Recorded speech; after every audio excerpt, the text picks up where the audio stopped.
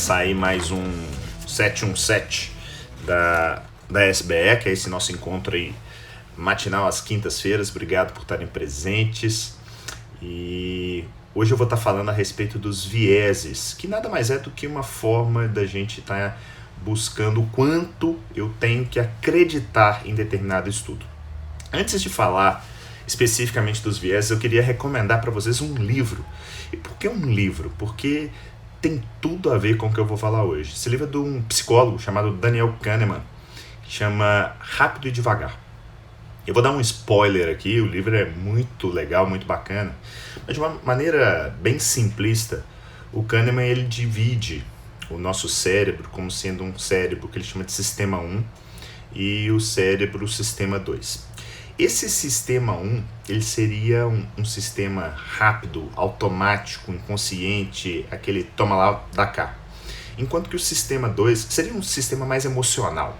Enquanto que o sistema 2 seria o sistema da razão. Um sistema mais lento, mais sequencial, mais calculista, mais lógico. E por que eu estou falando isso? Que, de uma certa maneira, muitas das decisões que a gente toma são tomadas pelo sistema 1. E são tomadas de uma forma extremamente intuitiva, pouco pensada, por mais que nós acreditamos que nós estamos tomando determinada decisão por lógica, por razão. Não. O que a gente faz? A gente acaba se ancorando em determinado conhecimento.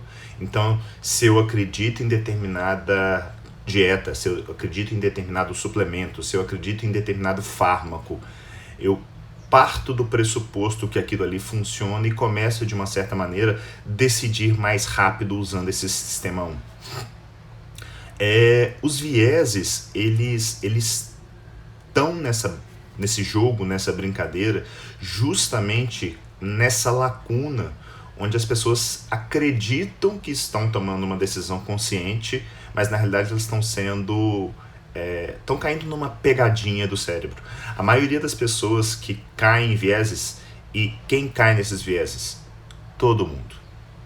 Eu, você e quem não está aqui nos assistindo. Os vieses têm um viés, inclusive, que é conhecido como o viés do ponto cego, que é justamente aquele que nós não percebemos que estamos caindo. Isso é super importante da gente colocar dessa maneira, porque a partir do momento que a gente entende que eles estão aí na nossa vida e que a gente tem que ser proativo, a gente tem que dar um passo, quiçá 2 atrás, e aí sim fazer uma análise um pouco mais criteriosa, principalmente quando aquilo vai muito de encontro a alguma crença que a gente tem. E isso não tem necessariamente a ver com a área da saúde. Isso pode sim estar dentro desse métier, mas isso é uma coisa para a vida. Bom, sabendo disso, passando essa introdução, semana passada, quem acompanhou o 717 comigo, eu falei a respeito do acaso, dos erros aleatórios. E naquele dia eu comentei, quem está aqui deve lembrar, fiz uma analogia com os saudosistas que ainda gostam muito do disco de vinil, né? O disco de vinil, na hora que você colocava lá na vitrola, na radiola, colocava a agulha, e em determinado momento você poderia ter algum problema ali. Esse problema ele pode ser um problema variável, por exemplo, uma poeira que está ali, que é causada pelo acaso, ou um problema fixo. Esse problema fixo nada mais é do que um arranhão. Então, esse problema fixo ele vai acontecer todas as vezes que você colocar o disco. É sobre isso que a gente vai estar falando hoje. Isso são os vieses. Os vieses dentro da saúde são aquilo que a gente conhece como os erros sistemáticos ou os erros metodológicos. Enquanto com os erros aleatórios eu uso de ferramentas estatísticas, quando eu quero avaliar risco de viés, eu tenho que olhar para a metodologia do estudo. E daí vai a primeira dica para vocês. Para tudo, presta atenção. Seja você médico ou de qualquer área da saúde, fisioterapeuta, educador físico, nutricionista, pegou um trabalho científico, a primeira coisa que você faz é ir na conclusão. Pelo menos é o que 99% das pessoas fazem, só que o primeiro lugar que você deveria ir se chama metodologia. Porque ali você já vai correr o olho e já vai ter uma ideia de qual tipo de desenho do estudo, o que está sendo testado, qual o N. Então, aquilo ali, já, se a coisa é cega ou se não é. Então, aquilo já te dá, de uma certa maneira, um alicerce para saber o quanto eu devo ou não confiar naquele trabalho. Óbvio que é uma análise muito rápida, a hora que eu corro na metodologia ali dentro do resumo, dentro do abstract. Mas isso é extremamente importante. Bom, para quem me acompanha já há mais tempo sabe que eu sou um grande apaixonado por vinhos. E eu participo de uma confraria mensal com um enófilo aqui de Belo Horizonte chamado Márcio Oliveira, e o Márcio estava algum tempo atrás falando a respeito dos concursos de vinho. Ele é juiz em vários concursos, tanto nacionais quanto internacionais. Ele estava explicando para a gente como é que funciona o concurso de vinho. Porque quando eu vou tomar meu vinho, e você também vai tomar, provavelmente o que você vai fazer você vai pegar, fazer todo aquele ritual ou não, e vai tomar o vinho e vai falar: gostei ou não gostei. Gostei porque combinou muito, ele é muito encorpado, é legal, ele é bem frutado. Não, porque eu gosto de vinhos mais leves. Pois é, isso é como nós, mortais, apreciamos o vinho. E tá tudo bem. Mas como que é feito num concurso? Num concurso, normalmente, os vinhos são tomados às cegas, ou seja, o sujeito não sabe o que ele está bebendo. E quando ele bebe, ele parte sempre do pressuposto que aquele vinho tem 100 pontos. E ele vai olhando várias características do vinho, acidez, tanicidade, e por aí vai, aromas, e ele vai tirando pontos daqueles vinhos que ele considera que tem algum tipo de defeito. Por que você está falando isso, né? Tá falando de vinho? Porque trabalho científico é a mesma coisa. Eu não tenho que olhar o que tem de bom, eu tenho que tentar achar defeito. É assim que você encontra viés. É mais ou menos, eu tenho isso com uma certa frequência no consultório. O sujeito que chega, ele está obeso, ele está diabético, ele está hipertenso, eu pergunto assim: você come bem? Ele fala: como super bem. Todo dia de manhã, todo dia na hora do almoço eu como salada. Tá, beleza. Isso tá ok, mas não é isso que eu tenho que correr atrás. Porque tá dando errado. Então eu tenho que olhar qual que é o problema. Eu tenho que inverter a lógica. E a pessoa também deveria. Então, toda vez que vocês pegarem um artigo científico, primeira coisa, então, corre na metodologia e já vai pensando o seguinte: eu preciso achar problemas. Porque todo trabalho tem seus problemas. Alguns eu vou tolerar, que são aqueles com baixo risco de viés. Enquanto outros eu não vou aceitar com tanta facilidade. Por quê? Porque o alto risco de viés está ali, onipresente. De uma certa maneira, tá claro isso aí? Beleza? Gostou, Otávio, grande ortopedista? Tá claro? Se tiver claro, eu vou seguir. Esse é um tema que por vezes parece simples, mas muita gente se confunde. As pessoas acreditam que muitos nem sabem exatamente o que é um viés. Então, o viés é um erro sistemático, um erro metodológico, inerente ali. Bom, toda vez que eu vou analisar erro sistemático ou vieses, eu tenho grosseiramente 3 locais para olhar. Quantos? 3. Não mais do que isso. Eu posso até resumir em 2, mas eu gosto de falar em 3, que são a intervenção, o controle. Eu poderia juntar isso em uma coisa só, ou seja, as pessoas do estudo, e os desfechos, que é nada mais do que aquilo que está sendo medido. Então eu posso estar medindo mortalidade, ou eu posso estar medindo a NF-kappa-beta do sujeito. Ambos são desfechos. Um é um desfecho clínico do mais duro possível, enquanto o outro é um desfecho substituto. E está tudo bem. Mas a gente tem que saber que há diferenças na hora da análise. Porque que é um viés cognitivo que aparece, se você acredita, por exemplo, que ter LDL, colesterol baixo, é bom, um trabalho que usou determinada droga ou determinada intervenção que abaixou o LDL, você parte do pressuposto que aquilo vai reduzir o que realmente importa, que é o infarto, que é o AVC e por aí vai. Só que isso não necessariamente é verdade. Se a gente não tiver preparado, o nosso sistema 1 pode promover essa falsa verdade na nossa mente. Então a gente, toda vez que estiver analisando um tipo de informação, principalmente informações novas, a gente tem que dar aquela respirada e falar assim, não, peraí, vamos fazer uma coisa de um modo menos automático. Ele tem que ser mais racional. E é isso que eu tento ensinar lá no curso. Como fazer, por exemplo, análise de um ensaio clínico randomizado. Eu gosto muito da técnica do Rambo, que eu brinco que eu dei uma mexida nela e chamo ela de Rambo 2.0, mas nada mais é do que tentar buscar o 80-20 daquele estudo, tentando separar o que realmente importa e o que pode, em última análise, estar prejudicando metodologicamente o trabalho e, em última análise, a sua conclusão. Isso é tão bizarro que tem um termo que tem sido muito usado no meio atualmente, que é o spin. O que é isso? Na verdade, vários autores fazem belos trabalhos com baixo risco de viés, e na hora que você vai ler o trabalho, você tem uma impressão. Quando você lê a conclusão, elas contradiz o que está escrito no trabalho. Tamanho a crença daquela pessoa em determinado assunto.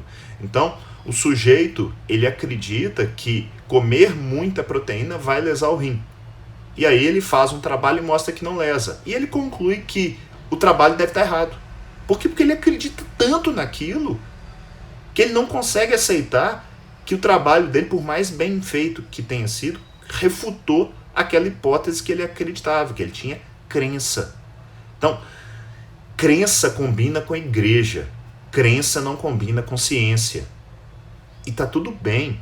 Só que as pessoas têm que julgar as crenças para fora do quarto na hora de fazer uma análise criteriosa de determinado assunto.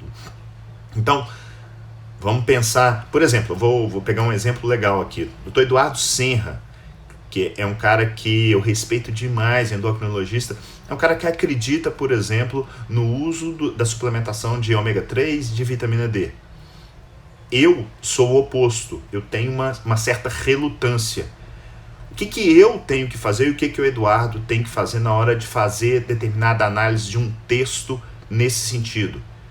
Chegar e não entrar com o preconceito de que ou não funciona, ou não, o trabalho está errado, ele funciona assim, ele está cheio de defeito, por isso que não funcionou. Se a gente não tirar essa máscara, a nossa tendência de permanecer num potencial erro é muito grande. Então, isso é um exercício que eu faço todo santo dia quando eu vou ver algum tipo de evidência, porque é natural. A gente carrega essa tendência de poupar energia com o sistema 1 do Daniel Kahneman. É isso que muitas vezes facilitou a nossa vida, a gente chegar aqui hoje. Tem muito dessa questão. Esse livro realmente vale a pena ser lido, o Rápido e Devagar. Mas na hora de tomar determinadas decisões, sejam elas dentro do cenário da saúde ou não, de uma análise de estudo ou não, dá um passo atrás e acredita, existe o viés do ponto cego, você sim pode estar sendo enganado pela sua própria mente. Deixa eu tomar um cafezinho aqui. Bom, tem um estatístico chamado Peter Gunn. Ele diz que epidemiologia ensina que você tem 3 possíveis resultados para explicar uma determinada associação: viés, acaso, que eu falei na semana passada, viés que eu estou falando hoje, e causa. E por que eu estou falando isso? Porque o principal viés, guarda isso, hein? O principal viés é o viés de confusão. É o efeito de confusão. Neto, o que é isso? Isso aparece normalmente em estudos observacionais. Hora que eu tenho um determinado estudo observacional, por exemplo, tem um trabalho bem clássico que saiu na New England há alguns anos atrás, mostrando uma associação forte entre o consumo de chocolate e o número de prêmios Nobel. E eu estou até lembrando desse estudo aqui porque hoje no início do 717 as pessoas se apresentando, 2 pessoas morando lá na Suíça. E a Suíça estava em destaque nesse trabalho, como tendo um alto consumo de chocolate e tendo muitos prêmios Nobel. Enquanto no Brasil, pouco consumo de chocolate, nenhum prêmio Nobel. Gente, lembra do Gunn? A associação não necessariamente infere causa.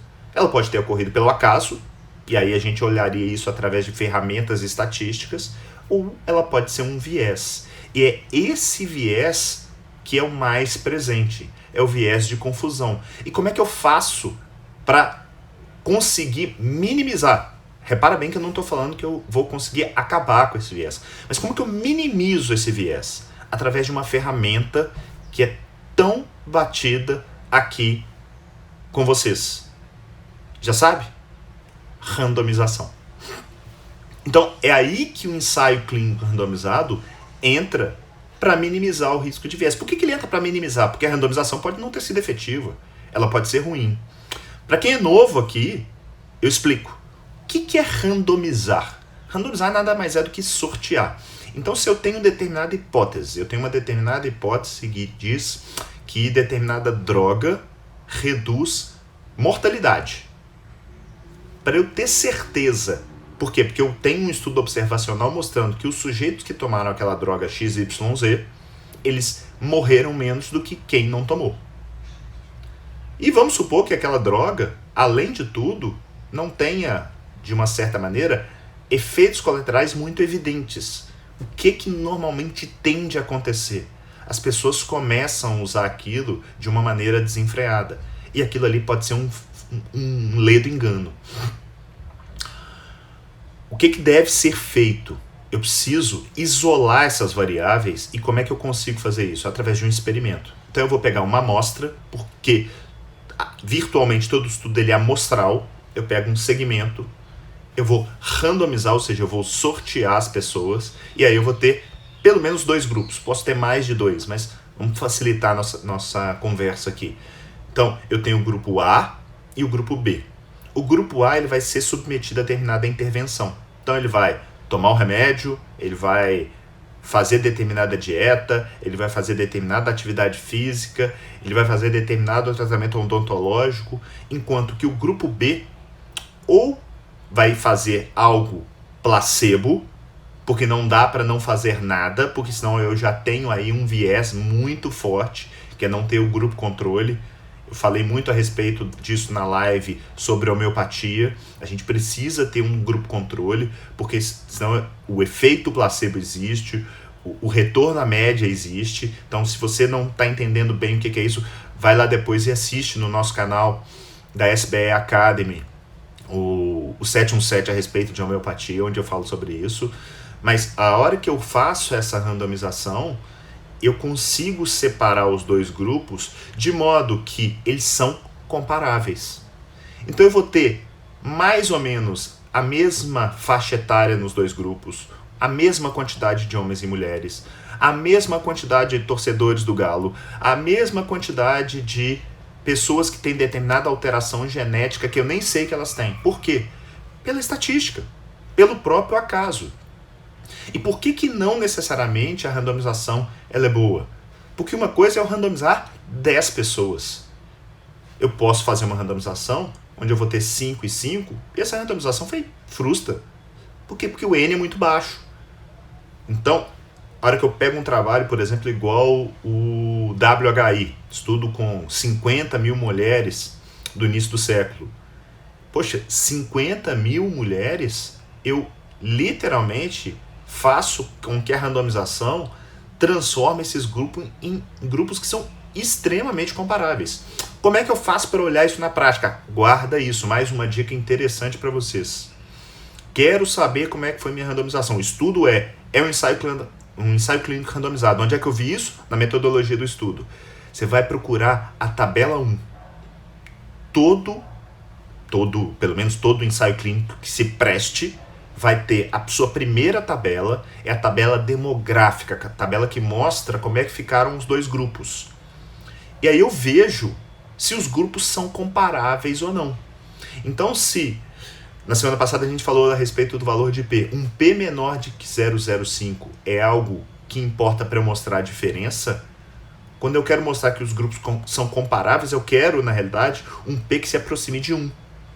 Porque significa que eles são muito parecidos. E aí, a hora que eles são parecidos, a única variável que diferencia-os é a intervenção, a dieta, a droga, a atividade física, o novo tratamento dentário versus o placebo ou uma outra droga. Vou acompanhar durante um tempo e aí eu vou ter o desfecho, que pode ser a dosagem do NF-kappa-beta ou norte. Tá claro? Isso é muito importante que vocês entendam. Mas isso aqui é o 80-20. Quem entende esse arcabouço já sai na frente na hora de fazer uma análise de um estudo e não ficar dependente, não ficar refém de algum guru, alguma diretriz que por hora serve muito como norte, mas que às vezes tira conclusões com vieses filosóficos, vieses políticos, vieses econômicos. Acreditem, isso acontece, tá? Algumas vezes, acredito que na maioria delas não é algo de caso pensado, mas eu sou um cara que acredito no ser humano, mas acredita, isso não é infrequente. Bom, sabendo como que eu consigo evitar esse viés de confusão, eu queria deixar uma mensagem aqui muito importante. Não adianta eu, que sou um cara que gosto do tema, estudo saúde baseada em evidência há 12, 15 anos, não adianta eu querer fazer uma análise, muitas vezes, de um estudo de radioterapia ou de dermato, igual nós temos uma profissional aqui, temos várias lá no curso. Por quê? Porque eu não entendo do básico. Então, para eu enxergar viés, eu tenho que entender do que está sendo falado. Eu tenho que entender que aquela determinada pomada que eles estão testando, eles estão passando ela está sendo usada de forma errada. Ah não, essa pomada ela não dá para ser usado uma vez por dia, ela tem que ser usada de 6 em 6 horas. Senão não vai funcionar mesmo não. Isso é um tipo de viés. É um viés aonde? No grupo de intervenção, onde eu estou usando aquela determinada intervenção, no caso aqui eu estou chamando essa pomada. Então, se eu não entender do básico, complica demais na análise do todo, na análise da parte clínica, na parte metodológica do estudo. Bom, então vamos lá. Quais são inúmeros viés. Eu vou dar aqui para vocês alguns exemplos, mais para vocês terem como ideia e tentarem praticar no dia a dia de vocês quando vocês pegarem um determinado ensaio clínico. Então, a hora que eu pego, por exemplo, os sujeitos, eu vou dividir em sujeitos e desfechos, tá? Então, esses erros, eles podem estar tanto na intervenção quanto no controle. Um viés bastante conhecido é o viés de seleção. O que é o viés de seleção? Na verdade, quando eu tenho algum tipo de desbalanceio entre os grupos causado, por exemplo, por eu escolhi mal o meu fator de inclusão. Então, vamos supor que eu estou querendo estudar a respeito de pacientes com problemas pulmonares e eu uso o critério de inclusão de espineia, falta de ar. Tá bom, então tem falta de ar, eu vou colocar para ser randomizado. Vocês concordam que nem todo paciente com falta de ar ele tem um problema pulmonar? Ele pode ter, por exemplo, uma ansiedade, ele pode ter um problema cardíaco de base, um problema renal. Então, se eu estou querendo estudar especificamente um problema pulmonar, essa talvez não seja a melhor fator de inclusão. Isso serve para N coisas, né? Dor no peito. Nem toda dor no peito é angina. Dor abdominal. Então, o critério de inclusão, você como especialista da sua área, tem que falar assim, não, esse critério foi bom ou não, esse critério pode dar algum tipo de desbalanceio nos grupos, não porque a randomização necessariamente foi ruim, mas porque eu tenho um viés de seleção. Um outro viés bastante frequente, um outro viés de seleção muito interessante é quando o estudo é aberto, ou seja, o pesquisador sabe o que está acontecendo. Existe uma tendência, porque normalmente o pesquisador ele acredita muito na intervenção. Ele tende a colocar pacientes menos graves no grupo intervenção e mais graves no grupo controle. É algo que ele faz não necessariamente de caso pensado, mas acredita em mim, isso acontece. O outro tipo de viés que aparece no grupo dos sujeitos é o viés de desempenho. O que é o viés de desempenho? É você ter mais atenção no grupo intervenção do que no controle. Para quem milita aqui na área de nutrição, certamente já ouviu falar no estudo PREDMED, um estudo espanhol que testou dieta mediterrânea, 2 tipos de desenho, um à base de nozes, outro à base de castanha, e o terceiro grupo, um grupo de dieta de baixa gordura. E eu não vou entrar no mérito aqui, o estudo foi apesar de ter sido criticado num segundo momento, ele foi positivo, favorável ao grupo da dieta mediterrânea, mas tem um grande viés de desempenho nesse trabalho. Por quê? O que aconteceu? E isso está lá na metodologia do estudo.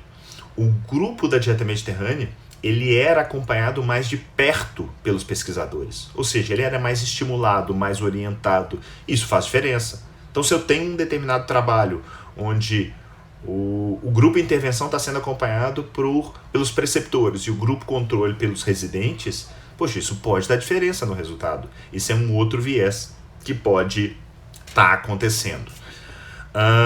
Já na questão dos desfechos, eu tenho, talvez o grande viés que a gente tem seja o viés de mensuração, ou viés de aferição. Ele pode ser, por exemplo, porque você está usando uma determinada técnica que é ruim. Eu estou usando para aferir a pressão arterial um tipo de manguito que não é específico, por exemplo, para obesos ou para crianças. Então isso dá diferença.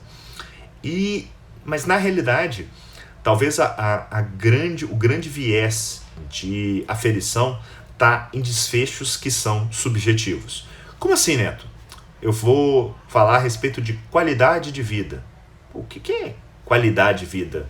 O sujeito pode falar que está se sentindo bem, na realidade ele está sendo estimulado por determinada pressão, porque o pesquisador está ali, ele sabe que está tomando determinado remédio que era para ele melhorar, então ele já fala que ele está melhor pelo simples efeito placebo. Então, esse tipo de viés, que é o viés de mensuração ou de aferição, ele pode aparecer tanto porque tecnicamente eu estou medindo mal, quanto, por exemplo, quando eu tenho desfechos subjetivos.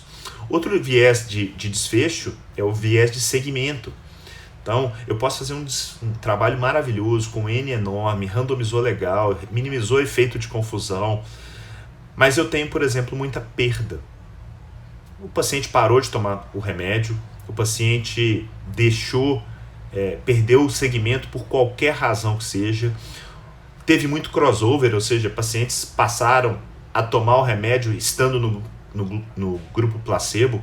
Acredito que isso acontece, vida real. Então não dá para a gente necessariamente separar a pesquisa do mundo real, as coisas se misturam.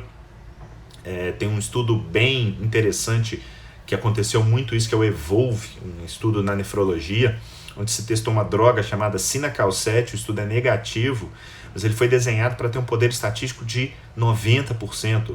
Só para vocês terem uma ideia, habitualmente um estudo com mais de 80% de poder estatístico já é algo muito bom.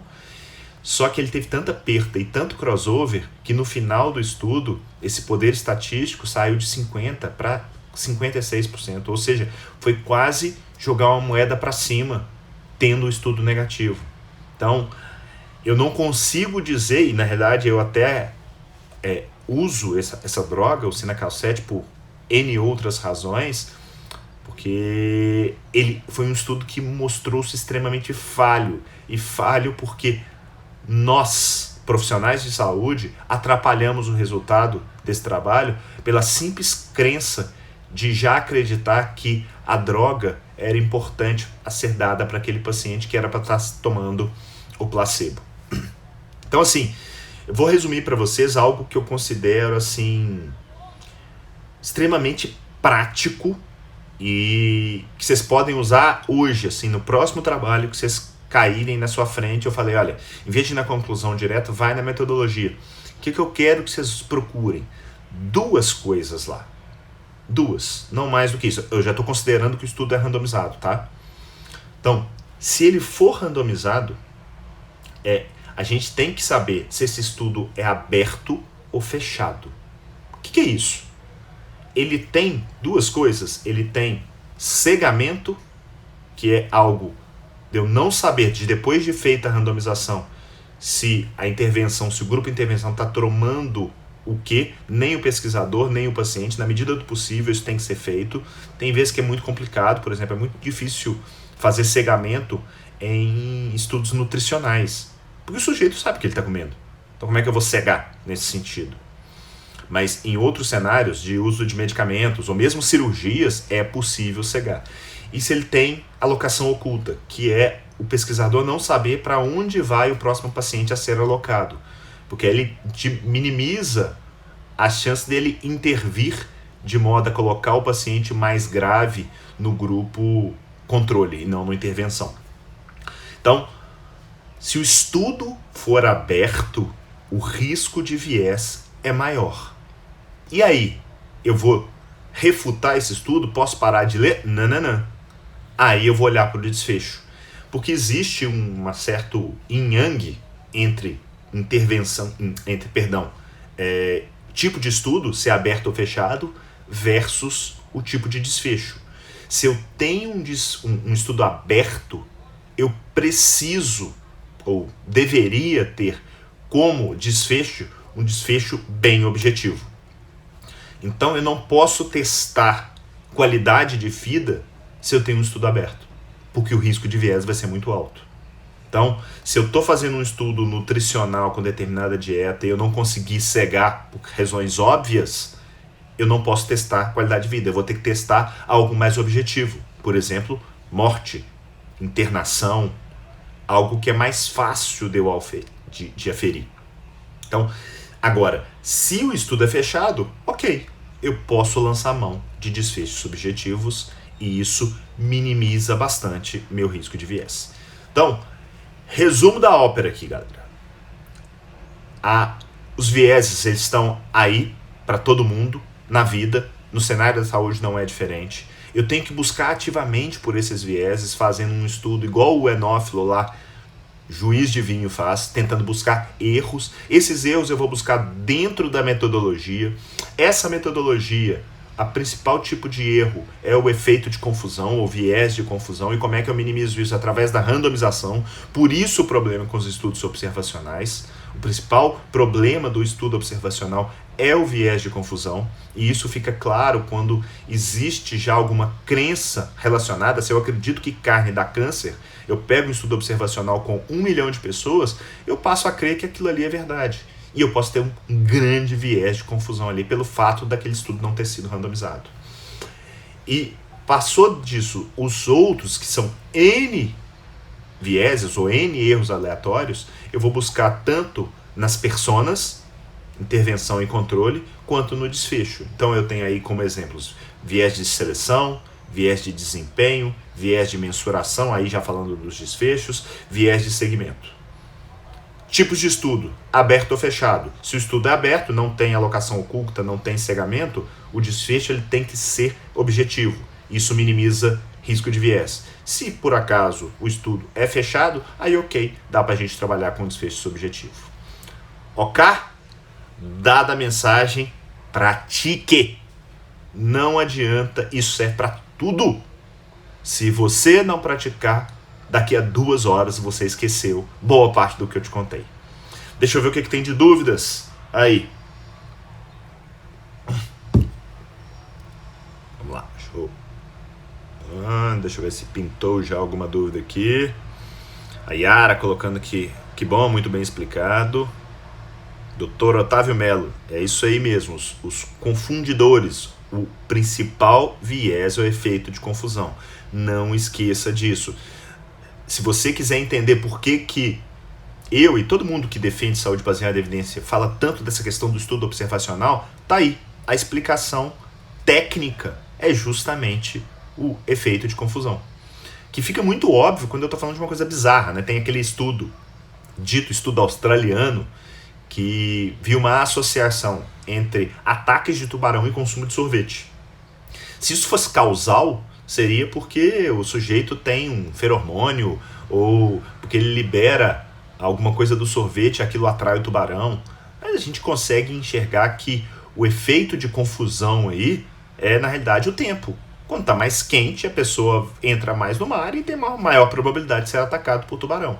Então, quando a coisa é óbvia, fica fácil. Mas quando vai contra uma crença, igual eu falei a respeito da carne, quando a OMS defende que consumo aumentado de carne vermelha e carne processada aumenta o risco de câncer de colo do intestino, ele está trabalhando com o quê? Com grande probabilidade de viés de confusão. Porque ele está trabalhando com estudos observacionais. Só que as pessoas, elas chegam e falam, não, mas a coorte é gigante. Tá, mas ela ainda assim ela sofre desse viés. Infelizmente, é o que a gente tem que saber trabalhar. E especificamente nesse assunto, ainda tem um agravante. Tem 2 randomizados sobre o tema. E acreditem, os 2 randomizados são negativos. Deixa eu ver. Tem mais dúvidas aqui. Se alguém quiser participar comigo aí, chama que eu coloco pra dentro. Deixa eu ver aqui. Parece que tem gente aqui. Deixa eu ver. O Dr. Otávio, se quiser participar, me chama aqui. Obrigado, Eduardo, falando que a aula foi magistral. Tema árido, às vezes é difícil, mas eu espero que eu tenha conseguido pelo menos plantar essa sementinha nos profissionais. O Guilherme está perguntando aqui para eu falar de viés da conclusão do estudo. Eu até comentei, o viés de confirmação esse, né? Ou muita gente fala do spin, né? Eu comentei ao longo da explanação que isso não é infrequente. O sujeito ele acredita tanto na hipótese dele que ele faz um trabalho brilhante, com baixíssimo risco de viés, só que o resultado é negativo. E ele, não satisfeito, ele coloca que o problema deve estar no trabalho. Porque é a crença dele. É literalmente, é algo religioso até. É engraçado, porque as pessoas, tem muito ateu na ciência, que age como o mais profundo xiita na hora de fazer uma análise científica. Percebe isso? Olha que coisa antagônica, até irônica, né? Ateus que se comportam como verdadeiros crentes frente a uma evidência científica. Deixa eu ver o que mais aqui.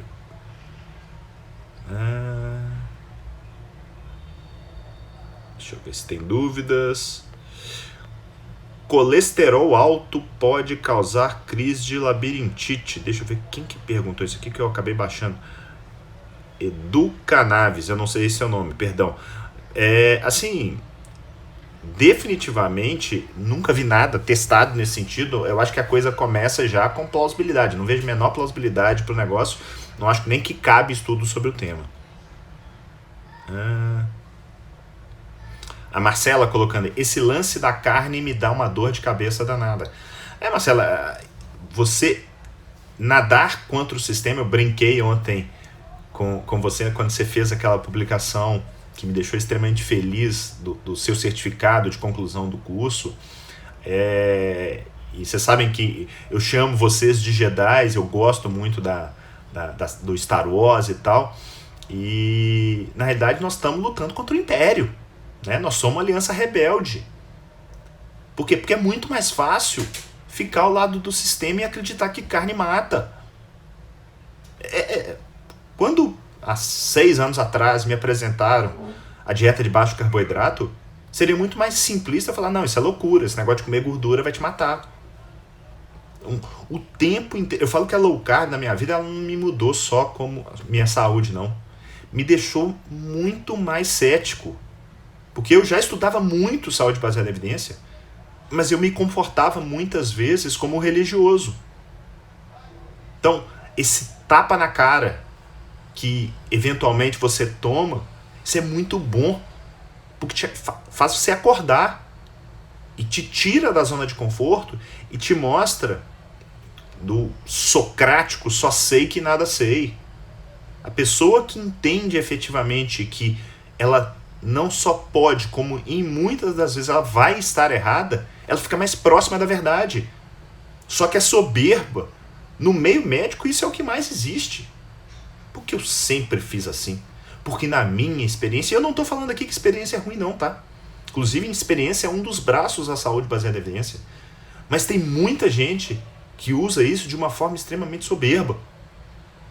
A evidência é toda contra a experiência dele, mas ele continua batendo no peito. Por quê? Viés de confirmação. É o mesmo viés do spin do sujeito que está concluindo contrariamente ao que os dados estão mostrando. A Luciene está perguntando aqui: consigo rever essa aula? Luciene, não só essa, quanto todos os 717 da SBE. Ele fica aqui 24 horas no Instagram, e depois a gente sobe para o nosso canal do YouTube, que é o SBE Academy. Ali, além dos 717, vocês conseguem também assistir o Em Evidência, que é um programa que eu faço entrevistando grandes nomes da área da saúde que pautam sua clínica na saúde baseada em evidência, e eu tento trazer um pouco de prática para esse tema. Porque saúde baseada em evidência, gente, é simplesmente ferramenta. Porque o grande erro, na meu modo de ver, é não transformar isso em prática. O que eu faço todo santo dia quando eu estou na frente de um determinado paciente? Às vezes eu não sei determinada situação. Eu corro atrás da evidência, e existem maneiras de fazer isso rápido. É isso que vocês precisam aprender. Mas você só vai aprender a andar de bicicleta se você subir na bicicleta. No início é mais fácil ir andando e correndo do que de bicicleta. Mas se você subir e treinar, cai, levanta, treina, você aprende. E eu garanto que você vai ser muito melhor profissional. Muito melhor profissional para você, para os seus pacientes. Você vai conseguir muito mais resultado efetivo com muito menos tempo. Mas isso não é batido dentro das escolas. Felizmente, eu acho que isso tem mudado. Existem alguns núcleos aparecendo aí no Brasil com valorização da prática. As pessoas começam a achar que prática e pesquisa são rodovias paralelas. Não, elas se cruzam o tempo inteiro. Tem que parar de chegar e ficar olhando para o pesquisador como sendo aquele cara lá do Deus do Olimpo, enquanto que o plebeu está ao lado do paciente. Não! Tem que haver essa conversa. Eu não sou pesquisador. Até participo eventualmente aí de alguma pesquisa clínica, não, mas não me considero pesquisador. Não tenho a menor pretensão de ser pesquisador.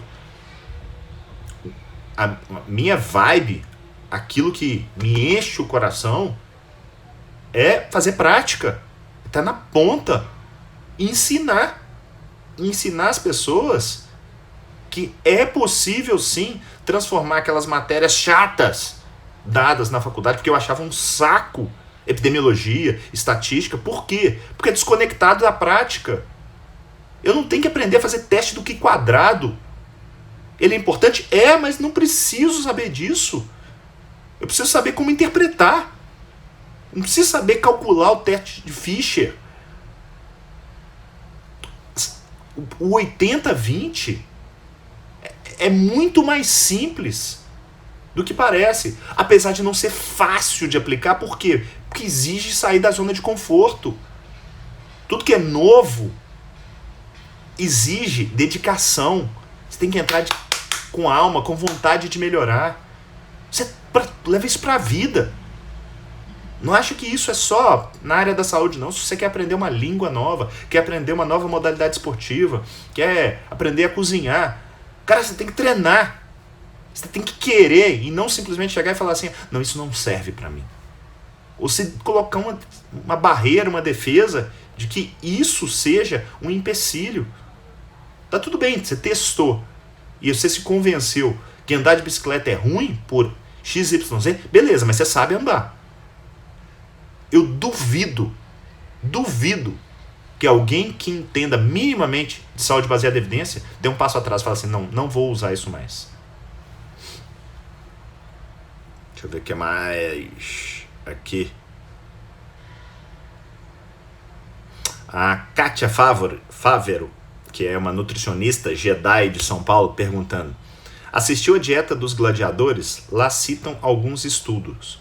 Não os vi ainda, mas queria saber se você já deu uma olhada e se tem algo para comentar sobre os artigos citados lá. Kátia, vou ser muito sincero. Uma das coisas que eu mais prego no curso, e você não vai me deixar mentir aqui, é economia de tempo.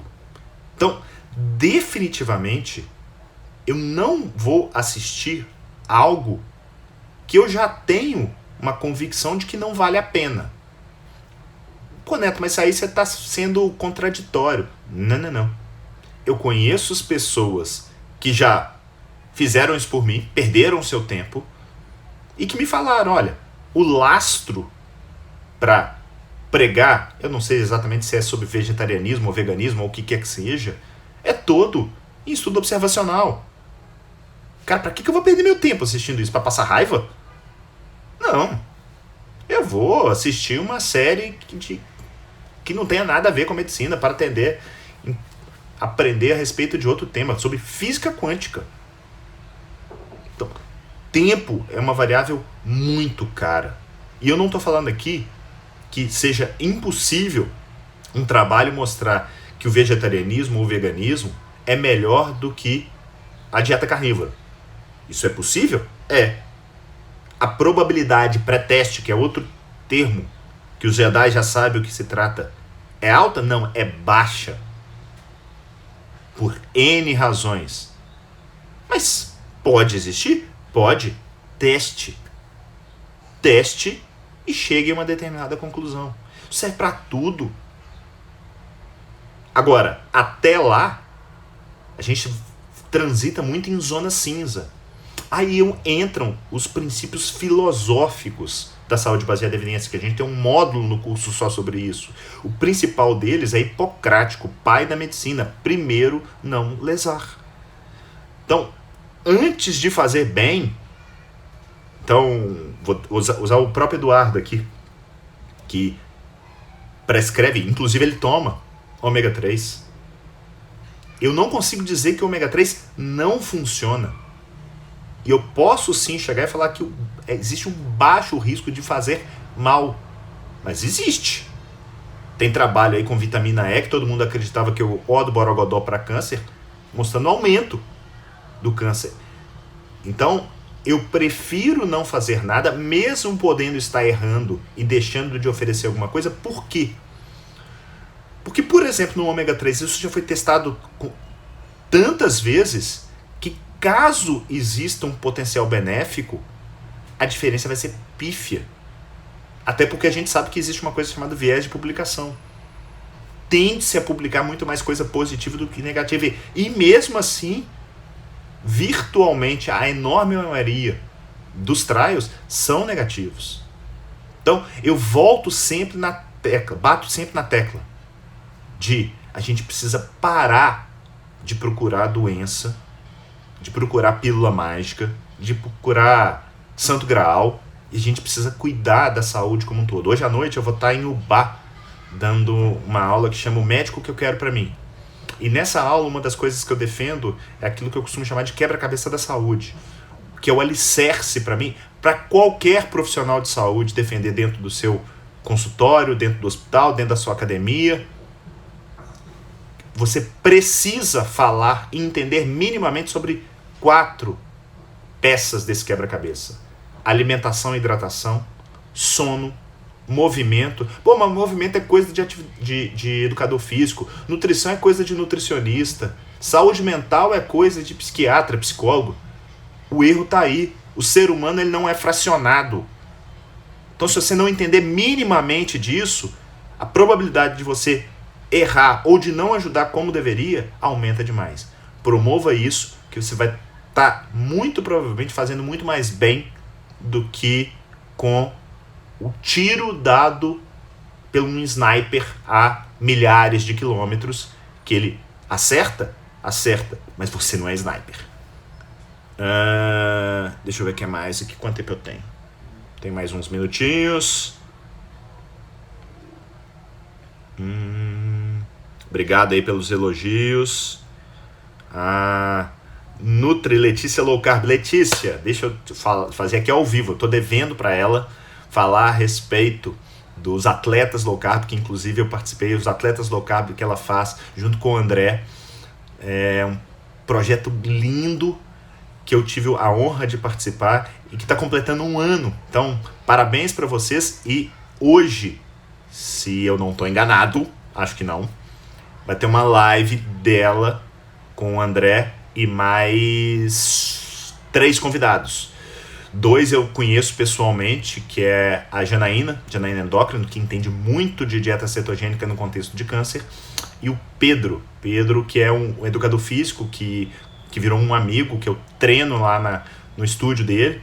Então, mais uma terceira pessoa que eu não sei, acho que é Debs, se eu não estou enganado, não lembro, Debs Aquino, acho que é isso, que é uma maratonista, se eu não estou enganado, que teve um câncer. Mas fica aí a dica e parabéns, Letícia, pelo trabalho. Marcela repetindo aquilo que eu falo, assim, igual um papagaio, né? Tempo é a moeda mais cara do mundo, ela vale mais do que a Libra. Aí o Renato da Fisiologia. O problema, Neto, é que a ciência tem sido desacreditada pelos próprios profissionais, como se fosse algo que não serve para reflexão. É preciso aproximação, conforme você mesmo diz. Perfeito, Renato. E assim, muita gente fala assim, o Neto é contra a pesquisa básica. Não, eu não sou contra a pesquisa básica, eu só acho que a pesquisa básica ela serve para uma coisa que muitas vezes ela é extrapolada. Ela é uma geradora de hipótese, simples assim. E eu acho que a gente precisa hoje, como sociedade, muito mais de pesquisa clínica para responder N dúvidas que nós temos do que ficar pesquisando a respeito de NF-kappa-beta.